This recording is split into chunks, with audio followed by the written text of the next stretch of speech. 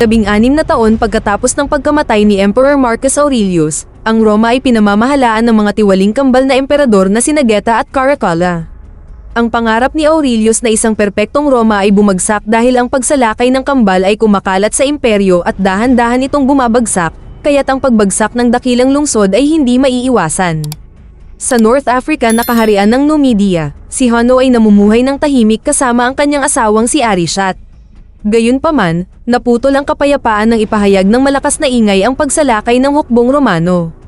Matapos makita ang usok na nagmumula sa lungsod, isinuot ni Hanno at Arishat ang kanilang baluti at sumama sa iba pang mga mamamayan upang makinig sa kanilang pinuno na si Jugurtha na gumawa ng plano sa pagdepensa.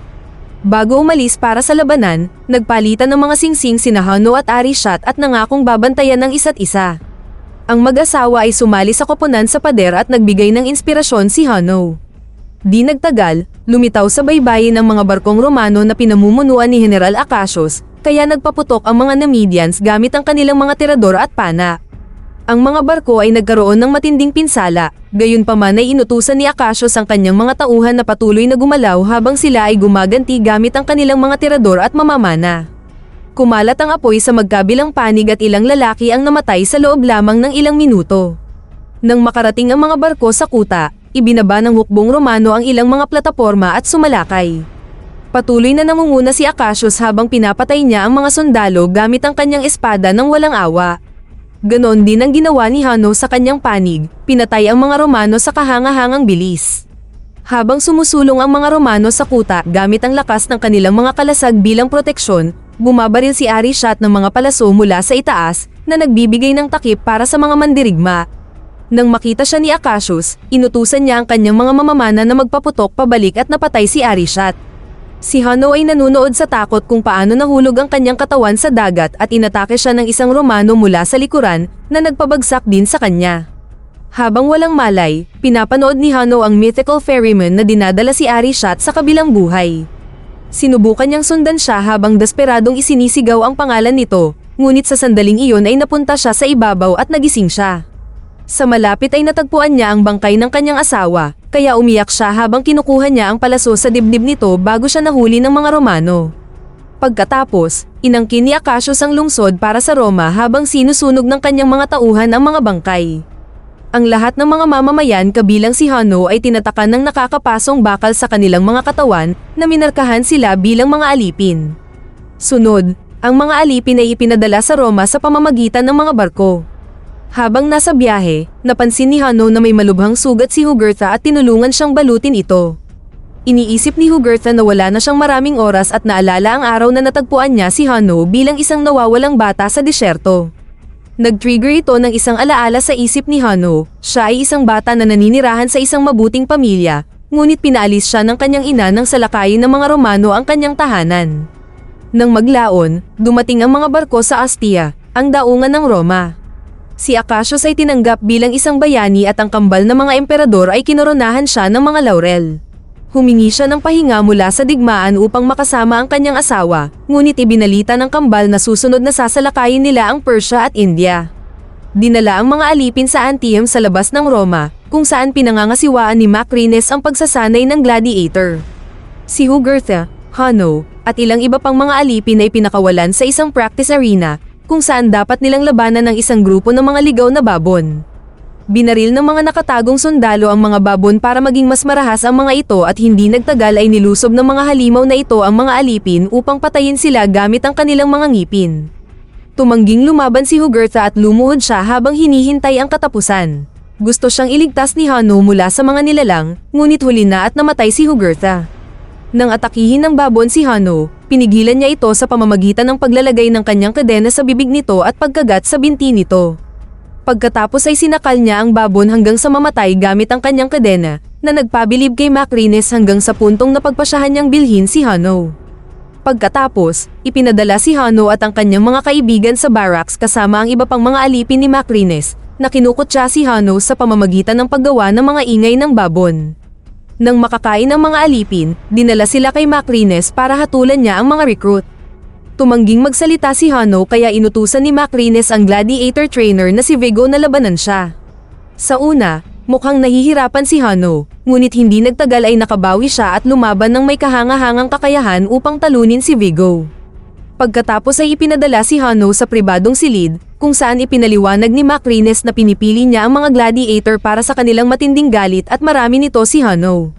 Sa wakas ay nakipag-usap si Hano upang sabihin na ang kanyang layunin ay patayin si Acacius, at ipinaliwanag ni Macrines na makakamit niya iyon kung manalo siya ng sapat na mga laban sa Roma. Samantala, muling nakipagkita si Acacius sa kanyang asawang si Lucilla, ang anak ng dating emperador. Inamin niyang pagod na siya sa pananakop ng kambal, kaya nagsimula silang magplano ni Lucilla na maghimagsik laban sa mga emperador at gawing dakila muli ang Roma.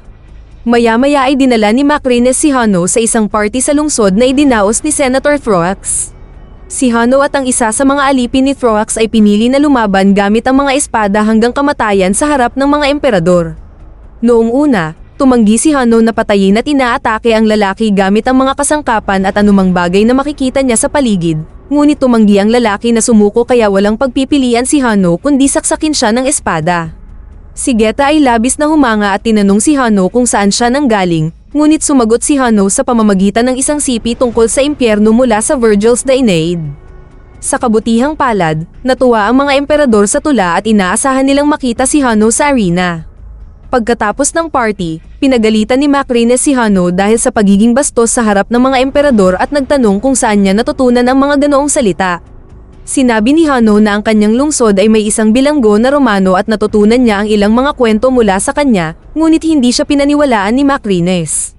Sa pagkabigla ni Hano, nakatanggap siya ng 2 barya bilang bayad para sa laban at nalaman niyang maaaring makaipon ang mga gladiator para bilhin ang kanilang kalayaan. Nang gabing iyon sa isang tagong silid, nakipagpulong sina Lucilla at Acacius sa ilang senador upang ibahagi ang kanilang mga plano upang iligtas ang Roma. Ipinaliwanag ni Acacius na tapat sa kanya ang hukbong Romano at sumang-ayon ang mga senador na suportahan siya. Pagkalipas ng ilang araw, dinala si Hano at ang iba pang mga alipin sa Roma para sa mga laro ng gladiator sa Colosseum.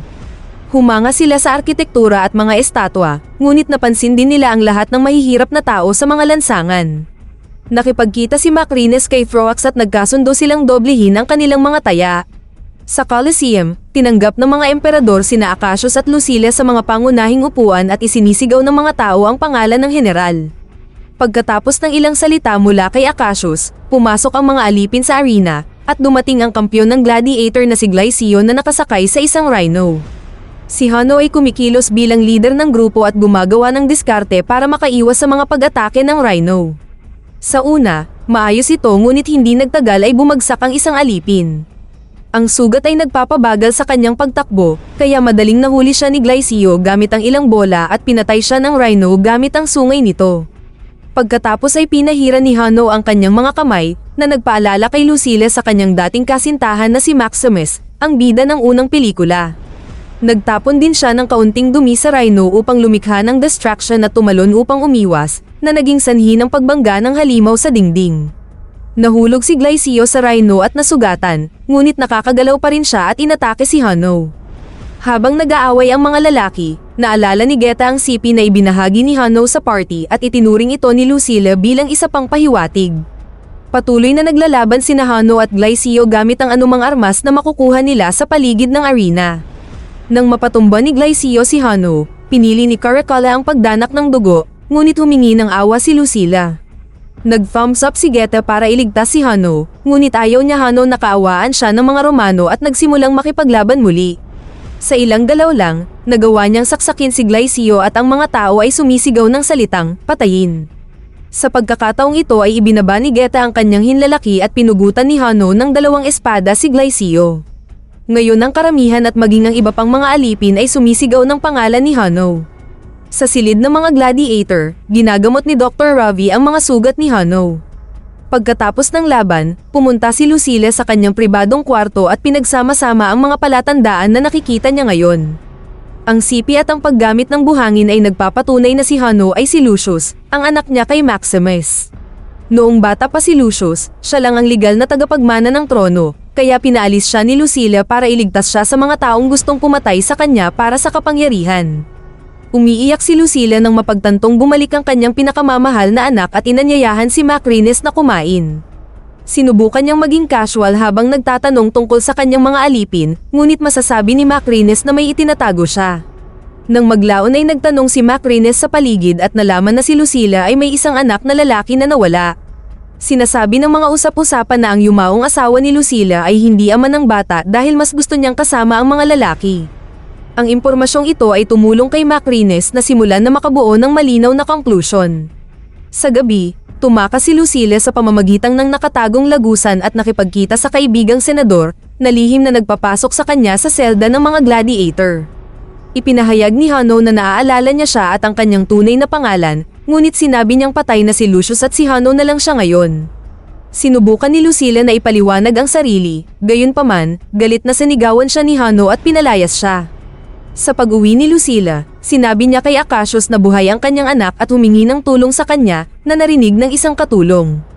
Kinaumagahan ay nagsasanay si Hanno kasama ang iba pang mga alipin, ngunit napupuot pa rin si Vigo at pinaalis ang grupo para gawin mag-isa ni Hanno ang mahirap na pagtulak. Sa pagtatapos ng araw ay sugatan ng mga kamay ni Hanno kaya ginamot ito ni Ravi habang nagbabahagi ng kanyang kwento. Si Ravi ay isang malayang tao at dapat ay nakabalik na sa kanyang sariling bayan, ngunit nakilala niya ang isang babae kaya nagsimula sila ng bagong buhay dito sa Roma. Ang susunod na labanan ng gladiator ay sa mga bangka. Ang arena ay puno ng tubig at may mga pating na lumalangoy dito. Ang mga kalaban ay nagpaputok ng mga nag-aapoy na palaso at sa tuwing ang isang tao ay natatamaan, ang kanyang katawan ay nahuhulog sa tubig at nagiging pagkain ng pating. Sinabihan ni Hanno ang kanyang koponan na magpatuloy sa pagsagwan at nang malapit na sila sa kabilang bangka, sinira nila ang kanilang mga sagwan. Ang mga palaso ay patuloy na lumilipad at pumapatay ng ilan pang mga lalaki, ngunit hindi nito napigilan ang mga tauhan ni Hanno sa pagsagwan. Dahil ang kanilang kaaway ay hindi makagalaw ng walang mga sagwan, ang bangka ni Hanno ay sumulong at binangga ang kabilang bangka na sinira ito sa gitna. Pagkatapos ay tumalon si Hanno at ang kanyang mga tauhan sa bangka ng kaaway upang simulan silang patayin isa-isa. Mas maraming katawan ang nahuhulog sa tubig habang ang sirang bangka ay itinulak sa pader, napunta si Hanno malapit sa mga pangunahing upuan. Kumuha siya ng pana at binaril si Acacius, ngunit tinulak siya ng isang manlalaban sa huling segundo at hindi siya tinamaan. Tumama ang palaso sa pagitan ng kambal, na iniisip na ito ay isang personal na pag-atake. Pagkatapos ng laban, isinisigaw muli ng mga alipin ang pangalan ni Hanno.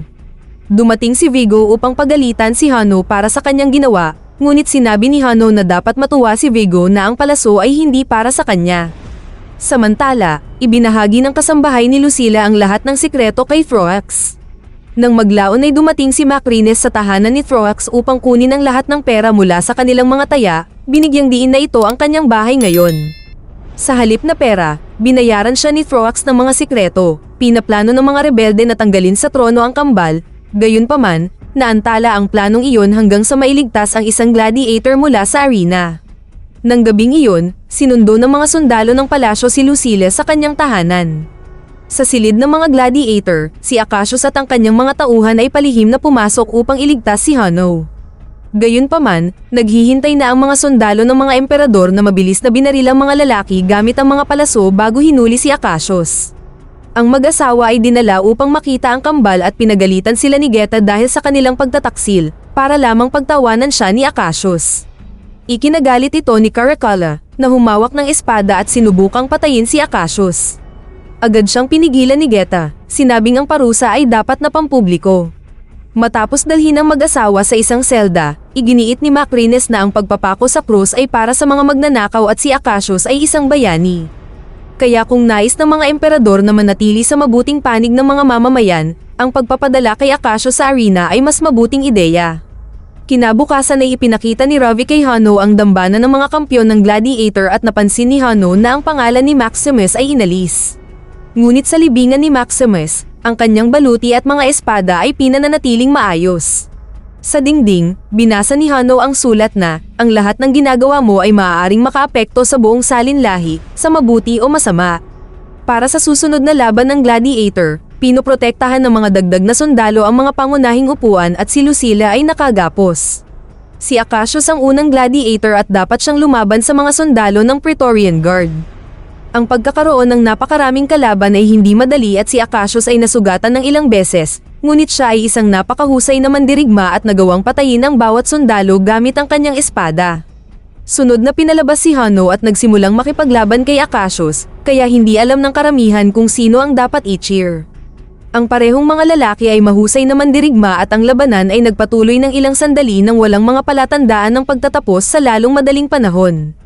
Sa kalaunan, napagod si Akasios, kaya sinabi niya kay Hano na alam niya ang kanyang tunay na pagkatao at ibinaba ang kanyang espada bago itinaas ang kanyang kamay bilang tanda ng pagsuko. Agad na ibinaba ni Geta ang kanyang hinlalaki ngunit bago pa maitaas ni Hano ang kanyang espada, ipinaliwanag ni Akasios na totoong mahal niya si Lucilla at mas gusto niyang siya na lang ang namatay kesa si Maximus. Dahil dito ay binitawan din ni Hano ang kanyang espada at nagalit ang mga emperador, kaya inutusan nila ang mga mamamana na magpatuloy sa pagpatay. Agad na pinatay ng mga palaso si Akasios at tinanong ni Hano ang karamihan kung ganito ang pakikitungo ng Roma sa mga bayani nito dahil kung gayon ay dapat asahan ng mga mamamayan na mas malala pa dito ang gagawin sa kanila. Pagkatapos ay sinimulan ng mga tao ang pagsabi ng boss sa mga emperador at pinipigilan ng mga gwardya ang mga tao habang umalis ang kanilang mga pinuno sa Coliseum. Sa gabi, binisita ni Macrines si Hano upang tanungin siya kung bakit niya hinayaan na mabuhay si Akasios. Ipinaliwanag ni Hano na posible ang pagbuo ng isang mas mahusay na Roma, ngunit iniisip ni Macrines na iyon ay imposibleng panaginip at ipinaalala niya kay Hano na siya ay isang kasangkapan lamang. Sa mga lansangan, ang mga mamamayan ay nagkakagulo at nagsisimula ng apoy sa buong lugar habang hinihiling nila ang ulo ng kambal. Sinisikap silang pigilan ng mga sundalo, ngunit nilabanan sila ng karamihan at dinaig sila ng kanilang bilang. Sa silid ng hari, nagsimulang magtalo sina Geta at Caracalla kung ano ang gagawin at isinisisi ni Caracalla ang lahat kay Geta, na tumugon sa pamamagitan ng pagbuhos ng tubig sa mukha ng kanyang kapatid. Si Caracalla ay lumabas ng silid at sinundan siya ni Macrines upang manipulahin siya. Sinabi niya na si Caracalla ang sisisihin ni Geta sa lahat ng bagay sa publiko kaya dapat siyang harapin ni Caracalla. Pagod na kailangang maghati sa lahat, kinuha ni Caracalla ang isang talim at hiniwa ang kamay ng kanyang kapatid. Pinigilan siya ni Geta na gumawa ng mas masama at ipinaalala kay Caracalla na mahal niya siya, dahilan para mag-alinlangan siya. Biglang sumulpot si Macrines sa likod ni Caracalla at ginabayan ng kanyang kamay upang laslasin ng ilang beses ang leeg ni Geta bago siya sinaksak. Sa umaga ay binisita ni Lucilla si Hano at ibinigay sa kanya ang singsing ni Maximus. Bilang ganti, ibinahagi ni Hano ang kanyang pakikiramay bago sila nagkasundo sa pamamagitan ng isang yakap. Samantala, si Caracalla ang pumalit sa trono at inanunsyo na ang kanyang unggoy ang kanyang magiging unang konsul habang si Macrines ang kanyang ikalawa. Iniharap ni Macrines ang ulo ni Geta sa mga senador at ipinaliwanag na kailangan niya ng higit na kapangyarihan para protektahan ang kanilang gobyerno, kaya bumoto sila para gawin siyang pinuno ng Praetorian Guard. Pagkatapos, binisita ni Macrines si Lucilla para sabihin sa kanya na dati siyang alipin ng kanyang ama, at ngayon ay plano niyang wakasan ang imperial bloodline sa pamamagitan ng pagiging emperador mismo. Kasabay nito, ibinigay ni Hano ang singsing kay Ravi, hiniling sa kanya na dalhin ito sa hukbo ni Akasios sa Ostia. Bago umalis, ibinigay ni Ravi kay Hano ang mga susi ng selda. Kinabukasan, kinailangang iwasan ni Ravi ang ilang mga gwardya upang maabot ang general, na agad na sumang-ayon na tumulong nang malaman na ang singsing ay ipinadala ni Lucius, ang prinsipe ng Roma. Sa Coliseum, inanunsyo ni Vigo na ito na ang huling laban ni Hano at ipinakita sa kanya ang kahoy na espada ng kalayaan na maaari niyang mapanalunan kung ipagtatanggol niya ang kanyang ina. Biglang binuksan ni Hano ang pinto ng selda at pinabagsak si Vigo bago dahan-dahang pinatay gamit ang espadang kahoy.